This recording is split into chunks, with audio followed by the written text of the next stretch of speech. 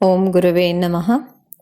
ನಮ್ಮ ಗುರುಗಳಾದ ದೀಪಂ ಅವತಾರ್ ಬಾಬಾಜಿಯವರ ಮಂತ್ರ, ಧ್ಯಾನ, ಜ್ಞಾನ, ಅವರ ಶಕ್ತಿಯಿಂದ ಎಷ್ಟೋ ಜನರ ಮನೆಯಲ್ಲಿ ಇಂದು ಪವಾಡ ತಗೊಂಡು ಆನಂದದಿಂದ ಸುಖ ಜೀವನವನ್ನು ನಡೆಸುತ್ತಿರುವಂತಹ ಸಾಕ್ಷಿಗಳನ್ನು ಇಂದು ಪ್ರಸಾರ ಮಾಡಲಿದ್ದೇವೆ.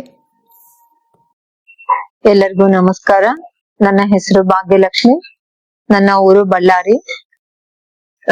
ನಾನು ಮೊದಲಿಗೆ ಧನ್ಯವಾದಗಳನ್ನ ದೀಪಂ ಅವತಾರ್ ಬಾಬಾಜಿಗೆ ಹೇಳಕ್ ಇಷ್ಟಪಡ್ತೀನಿ. ಯಾಕಂದ್ರೆ ನನ್ನ ಲೈಫ್ ಅನ್ನ ಅಷ್ಟು ಅದ್ಭುತವಾಗಿ ತಿದ್ದಿ ತೀಡ್ತಾ ಇದ್ದಾರೆ. ಅದ್ರಲ್ಲಿ ಕೆಲವೊಂದು ವಿಚಾರಗಳನ್ನ ನಾನು ನಿಮ್ಮ ಹತ್ರ ಶೇರ್ ಮಾಡ್ಕೋಬೇಕು, ಹಂಚ್ಕೋಬೇಕು ಅಂತ ಹೇಳಿ ನಾನು ಇಷ್ಟಪಡ್ತಾ ಇದ್ದೀನಿ. ಫಸ್ಟ್ ಸೆಕೆಂಡ್ ಕರೋನಾ ಟೈಮಲ್ಲಿ ದೀಪಂ ಅಮ್ಮ ಅವ್ರು ನನ್ಗೆ ಸಿಕ್ಕಿದ್ದು.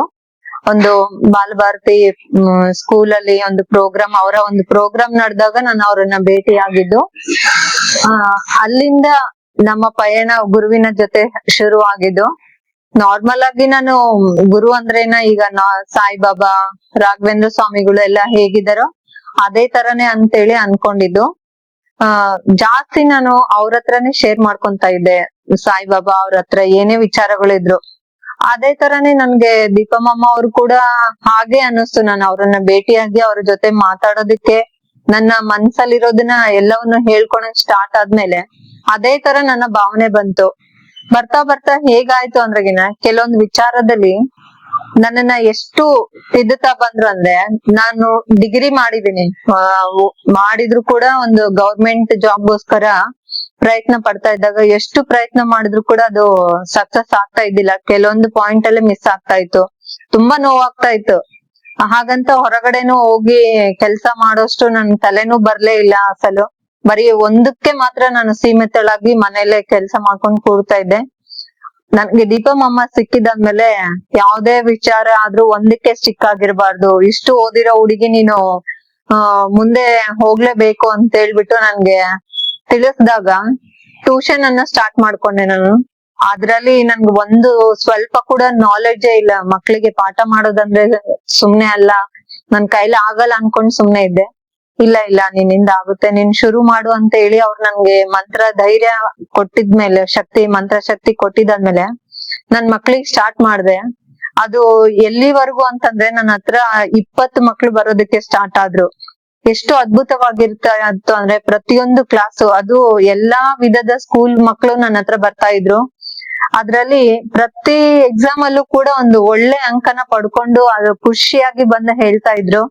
ಅವಾಗ ನನಗ್ ಗೊತ್ತಾಯ್ತು ಆ ಒಂದು ಅಮ್ಮನ ಒಂದು ಮಂತ್ರದ ಪವರ್ ಅಲ್ಲಿ ಎಷ್ಟು ಕೊಡ್ತಾ ಇದ್ದಾರೆ, ನನ್ನನ್ನ ಎಷ್ಟು ನಡೆಸ್ತಾ ಇದ್ದಾರೆ ಅನ್ನೋದು ನನ್ಗೆ ಆ ವಿಚಾರದಲ್ಲಿ ಗೊತ್ತಾಯ್ತು. ಅದ್ರ ಜೊತೆಗೆ ನಾನು ಮಕ್ಳಿಗೆ ಕೂಡ ಒಂದು ದೀಪಂ ಅವತಾರ್ ಬಾಬಾಜಿ ಅವರ ಧ್ಯಾನವನ್ನು ಹೇಳಿಸ್ತಾ ಮಕ್ಳಿಗೆ ಒಂದು ಒಳ್ಳೆ ವಿಚಾರಗಳನ್ನ ತಿಳಿಸ್ಕೊಡ್ತಾ ಅದು ಒಂದು ಮಾರ್ಗ ತಿಳಿಸಿದ್ರಲ್ಲ, ನನ್ಗೆ ಅದು ಬಹಳ ಖುಷಿ ಆಗ್ತಾ ಬಂತು. ಜೊತೆಗೆ ಎಷ್ಟೋ ದಿನಲಿದ್ದ ನಾನು ತುಂಬಾ ಸಫರ್ ಆಗ್ತಾ ಇದ್ದೆ ನನ್ನ ಶೀತದಿಂದ. ಏನಿಲ್ಲ ಅಂದ್ರೆ ಒಂದು 10 ವರ್ಷದಿಂದ ನಾನು ತುಂಬಾ ಸಫರ್ ಆಗಿದ್ದೀನಿ. ಅದು ಹೊರಗಡೆ ಇಂಗ್ಲಿಷ್ ಮೆಡಿಸನ್ಗೂ ಎಷ್ಟು ತೋರ್ಸಿದ್ರು ಕೂಡ ಆ ಒಂದು ಸಮಯಕ್ಕೆ ಮಾತ್ರ ಕಡಿಮೆ ಆಗ್ತಾ ಇತ್ತು, ಮತ್ತೆ ಅದು ಬೇಗನೆ ಇಮಿಡಿಯೇಟ್ ಶುರು ಆಗ್ತಾ ಇತ್ತು. ಅದಾದ್ಮೇಲೆ ಅಮ್ಮ ನನಗೆ ಸಿಕ್ಕಿದಾದ್ಮೇಲೆ ಅವರ ಒಂದು ಹೀಲಿಂಗ್ ಮಾಡಿದ್ರು. ಒಂದು 2 ರಿಂದ 3 ಸರಿ ನನ್ನಲ್ಲಿ ಹೀಲಿಂಗ್ ಮಾಡ್ತಾ ಮತ್ತೆ ಆಯುರ್ವೇದಿಕ್ ಮೆಡಿಸನ್ ತಗೋಮ, ನಿನ್ಗೆ ಅದೇ ನಿನಗೆ ಬೆಸ್ಟ್ ಆಗೋದಂತೇಳಿ ತಿಳಿಸಿದಾಗ ನಾನು ಅವ್ರು ಹೇಳಿದ ಡಾಕ್ಟರ್ ಹತ್ರನೇ ಹೋಗಿ ನಾನು ಆ ಒಂದು ಸಾಕ್ಷಿನ ತಗೊಂಡೆ. ನನ್ಗ ಆ ಮೆಡಿಸನ್ ಎಷ್ಟು ಅಂಟಿದೆ ಅಂತಂದ್ರೆಗಿನ 10 ವರ್ಷದಿಂದ ಸಫರ್ ಆಗಿದ್ದು ನನ್ಗೆ ಒಂದು ಏನಿಲ್ಲ ಅಂದ್ರೆ ಒಂದು 5-6 ತಿಂಗಳಲ್ಲೇ ಅವರು ಹೀಲಿಂಗ್ ಮಾಡಿದ್ದು ಜೊತೆಗೆ ಅವರು ರೆಫರ್ ಮಾಡಿದ ಡಾಕ್ಟರ್ನ ಔಷಧಿ ತಗೊಂಡಿರೋದ್ರಿಂದ ಇವತ್ತು ಎಷ್ಟು ಆಕ್ಟಿವ್ ಆಗಿದ್ದೀನಿ ಅಂದ್ರೆಗಿನ ತುಂಬಾನೇ ಆಕ್ಟಿವ್ ಆಗಿದ್ದೀನಿ. ಯಾವುದೇ ರೀತಿಯ ಶೀತ ಸಮಸ್ಯೆನೇ ಇಲ್ಲ ನನ್ನಲ್ಲಿ. ತುಂಬಾ ಅದ್ಭುತವಾಗಿದೆ. ಜೊತೆಗೆ ಮನೆಯಲ್ಲಿ ಕೂಡ ನನ್ಗೆ ಶಾಂತಿ ಸಮಾಧಾನ ಏನು ಇರ್ತಾ ಇದ್ದಿಲ್ಲ ಅಸಲು. ಪ್ರತಿಯೊಂದಕ್ಕೂ ನಾನು ಹೆದರೋದಾಗ್ಲಿ, ತುಂಬಾ ಆಲೋಚನೆ ಮಾಡೋದಾಗ್ಲಿ, ಹತ್ಕೊಂತ ಕೂಡೋಂತ ಹುಡುಗಿ ಆಗಿದ್ದೆ. ಆದ್ರೆ ಇವತ್ತು ಮನೆಯಲ್ಲಿ ಕೂಡ ದೀಪಂ ಅಮ್ಮ ಅವರ ಒಂದು ಆಶೀರ್ವಾದದಿಂದ ನಮ್ ಕುಟುಂಬದವ್ರು ಎಲ್ಲರೂ ಅವರ ಒಂದು ಆಶೀರ್ವಾದಕ್ಕೆ ಋಣಿಯಾಗಿರ್ಬೇಕು. ನಮ್ಮ ಅಣ್ಣ ಅವರ ವಿವಾಹ ಕೂಡ ದೀಪಮಮ್ಮ ಅವರ ಆಶೀರ್ವಾದದಿಂದ, ಅವರ ಒಂದು ಮಾರ್ಗದರ್ಶನದಿಂದನೇ ನಮ್ಮ ಅಣ್ಣಗೆ ಮದ್ವೆ ಆಗಿದ್ದು. ಒಂದು 3 ತಿಂಗಳಾಯ್ತು ಅಣ್ಣನ್ ಮದ್ವೆ ಆಗಿ. ಅದು ಅವರ ಇಚ್ಛೆಯಿಂದನೇ ಹುಡುಗಿ ಸಿಕ್ಕು ಮದ್ವೆ ಆಗಿರೋದು ತುಂಬಾನೇ ಅದ್ಭುತ. ಮತ್ತೆ ಮನೆಯಲ್ಲಿ ಅಮ್ಮನ ಆರೋಗ್ಯ ಕೂಡ ತುಂಬಾ ತಲೆ ಉರಿ ಅಂತೇಳಿ ತುಂಬಾ ಬಾಧೆ ಪಡ್ತಾ ಇದ್ರು ಅವರು. ಎಷ್ಟು ಬಳ್ಳಾರಿಯಲ್ಲಿ ಇರೋಂತ ಎಷ್ಟೋ ಫಿಸಿಷಿಯನ್ಗೂ ಕೂಡ ನಾವು ತೋರ್ಸಿದ್ರು ಕೂಡ ಇಲ್ಲ, ಏನು ಇಲ್ಲ, ಎಲ್ಲ ನಾರ್ಮಲ್ ಅಂತಾನೆ ಹೇಳ್ತಾ ಇದ್ರು. ಹಾಗಾಗಿ ಒಂದು ದಿನ ನನ್ನ ತಾಯಿ ವಿಚಾರ, ಆರೋಗ್ಯ ವಿಚಾರ ಕೂಡ ನಾನು ನನ್ ಗುರು ಆದ ದೀಪಮ್ಮನ ಹತ್ರ ವಿಚಾರ ಮಾಡಿದಾಗ ಅವ್ರು ಹೇಳಿದ್ರು, ಇಲ್ಲಮ್ಮ, ಕೆಲವೊಂದು ವಿಚಾರ ಕರ್ಮದ ಅನುಸಾರ ಕೂಡ ಅದು ಅನುಭವಿಸೋಂತದ್ ಇರುತ್ತೆ, ಹಂಗಾಗಿ ಅಂತೇಳಿ ಹೇಳಿದ್ರು. ನನ್ ತಾಯಿಗೂ ಕೂಡ ನನ್ನಮ್ಮ ಗುರುಗಳಾದ ದೀಪಮ್ಮಮ್ಮ ಅವರು ಹೀಲಿಂಗ್ ಮಾಡ್ಬಿಟ್ಟು ಆ ಒಂದು ಪೇನ್ ಏನಿದೆ ಅಲ್ಲ, ಬಾಧೆ, ನಮ್ ತಾಯಿ ಕೂಡ 15 ವರ್ಷದಿಂದ ಒಂದು ಮೈಗ್ರೇನ್ ಅನ್ನೋ ಪ್ರಾಬ್ಲಮ್ ಇಂದ ಸಫರ್ ಆಗಿದ್ರು.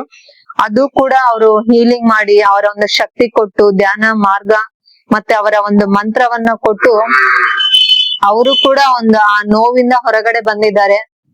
ಒಂಥರ ಹೇಳ್ಬೇಕಂದ್ರೆ ನಾನು ಹುಡುಕಲಾರದೆ ಸಿಕ್ಕಂತ ಒಂದು ದೈವ ಗುರು ಅಂತ ಹೇಳಿದ್ರೆ ತಪ್ಪಾಗಲ್ಲ. ಅದು ಅಷ್ಟು ಅದ್ಭುತ.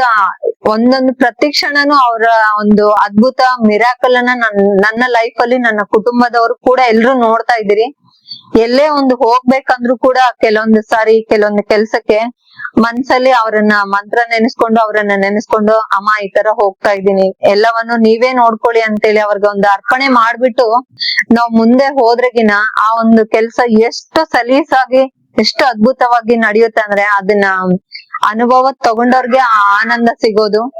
ಹಾಗೆ ಇದ್ರ ನನ್ನ ಟ್ಯೂಷನ್ ಮಕ್ಳಿಗೂ, ಆ ಒಂದು ಮಕ್ಕಳ ಫ್ಯಾಮಿಲಿಗೂ ಕೂಡ ನಾನು ನನ್ನ ಗುರುವಿನ ದೀಪಂ ಅವತಾರ್ ಬಾಬಾಜಿ ಅವರನ್ನ ಪರಿಚಯ ಮಾಡಿಸಿದ್ದೀನಿ. ಅವರು ಕೂಡ ತುಂಬಾ ಅದ್ಭುತವಾಗಿ, ಮಕ್ಳು ಕೂಡ ಒಂದು ಒಳ್ಳೆ ಮಾರ್ಗದಲ್ಲಿ ಬರ್ತಾ ಇದಾರೆ ಅಮ್ಮ ಅಂತೇಳಿ ಅವ್ರು ಬಂದು ನನಗೆ ತಿಳಿಸಿದಾಗ, ನಿಮ್ಮ ಗುರುವಿಂದ ನಮ್ಮ ಮನೇಲಿ ಕೂಡ ಈ ತರ ಆಗ್ತಾ ಇದೆ ಅಂತ ಹೇಳಿದಾಗ ಎಷ್ಟು ಖುಷಿ ಆಗುತ್ತೆ ಅಂದ್ರೆ, ಈ ಒಂದು ಆನಂದ, ಆತ್ಮದ ಆನಂದ, ಕುಟುಂಬದ ಆನಂದ, ಸಮಾಜದಲ್ಲಿ ಇನ್ನೂ ಕಷ್ಟ ಪಡ್ತಾ ಇರೋಂತ ಜನರಿಗೆ ಈ ಒಂದು ದೀಪಮ್ಮನವರ ಆಶೀರ್ವಾದ, ಅವರ ಒಂದು ಶಕ್ತಿ ಹೋದಾಗ ಎಲ್ಲವೂ ಅದ್ಭುತವಾಗಿರುತ್ತೆ. ಅದನ್ನ ತಗೊಂಡವರು ಜನ್ಮ ಧನ್ಯ ಮಾಡ್ಕೊಂಡು ನಾವು ಮುಂದೆ ಗುರುವಿನ ಮಾರ್ಗದಲ್ಲಿ ಹೋಗ್ಬೇಕಂತೇಳಿ ನಾನ್ ಬೇಡ್ತಾ ಇದ್ದೀನಿ.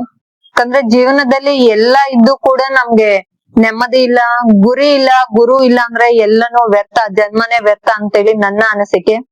ಹಾಗಾಗಿ ನನ್ಗೆ ಗುರು ಸಿಕ್ಕಿದಾದ್ಮೇಲೆ ನನ್ನ ಜನ್ಮ ಧನ್ಯ ಆಗಿದೆ. ನನ್ನ ಆತ್ಮನೂ ಅಷ್ಟು ಸಮಾಧಾನ, ಸಂತೋಷವಾಗಿದೆ.